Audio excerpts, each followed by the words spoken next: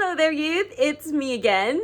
So this week I have been reading the story of Balaam and the talking donkey on Numbers chapter 22.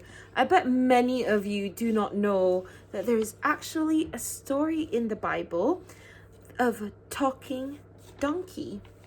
Now, Balaam, this man Balaam, disobeyed the command of the Lord, and as he was traveling to do what displeased the Lord, an angel of the Lord appeared before him, and it appeared before him 3 times. But Balaam never saw this angel. But the one who saw the angel was the donkey. Okay? And on the 3rd time, the Lord opened the mouth of the donkey to talk to Balaam. Now, I don't know which is more amazing. Is it the donkey that spoke to this man? Or is it this man who did not give any reaction at all when the donkey spoke to him? I mean, I myself would be astonished, maybe creeped out a little of what's going on. But Balaam did not react at all. Instead, he just answered back to what the donkey was asking him.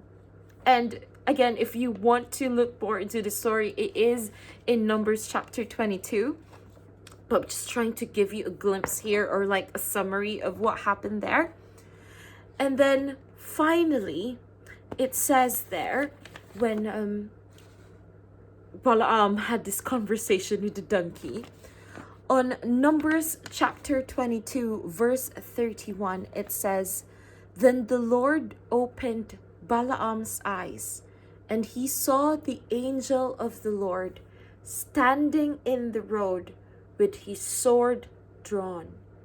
So he bowed low and fell face down." This part of the story, it reminds me of the prayer that Paul had, one of the apostles, Paul. One of the prayers he had for the Ephesians, the church in Ephesus. It says in Ephesians chapter 1, verses 17 to 19, "God of our Lord Jesus, the Anointed, Father of glory, I call out to you on behalf of your people. Give them minds ready to receive wisdom and revelation, so they will truly know you. Open the eyes of their hearts and let the light of your truth flood in. Shine your light on the hope you are calling them to embrace. Reveal to them the glorious riches you are preparing as their inheritance. Let them see the full extent of your power that is at work in those of us who believe, and may it be done according to your might and power." On our early videos, and many references actually to that video, we have talked about Jesus as the light of the world. Remember, there was like a candle on the side for effects there. And truly, Jesus is the light of the world. And not just of the world, but actually in our personal lives, he shines a light in. And yes, we can be distracted, we can be disillusioned, or sidetracked in our ways. And we need the power of God to open our minds, to open our hearts to the ultimate reality, which is him. And again, it goes back to those verses that we've just gone through. A lot of times, I know, we get discouraged, when God does not give us what we want, or when things do not go the way we want them to be.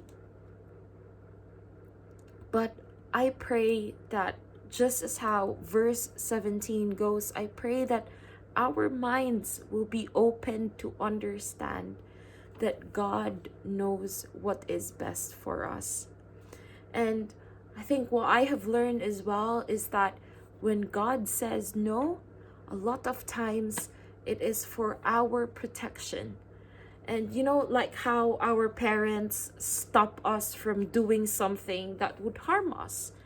And of course, it is an act of love, but sometimes we see it as a restriction, as an act of, trying not to give us our joy, but actually it is an act of love, an act of protection. And I guess I just want to read back verse 17. It says there, I call out to you on behalf of your people.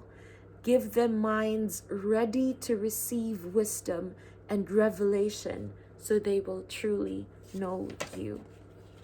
And a lot of times as well, we feel hopeless, or we feel helpless, or we feel that we're trapped in a certain situation. I don't know what you're going through in school, or what is in your family, or your relationship with your friends. But I pray that our eyes will be open to see the hope that we have in God, that blessed assurance of his promises. And again, it goes back to verse 18. Open the eyes of their hearts and let the light of your truth flood in. Shine your light on the hope you are calling them to embrace. Reveal to them the glorious riches you are preparing as their inheritance. And, this is my prayer. Paul's prayer for the Ephesians is my prayer for you guys as well. That, verse 19 ends, let them see the full extent of your power that is at work in those of us who believe, and may it be done according to your might and power. I pray that God would open our eyes, would open our minds to the ultimate reality, which is him. That God is our Father, he is our Creator, that he is sovereign, that he is faithful, that he is a good God. And there is a quote as well that I discovered, and I want to share it with you.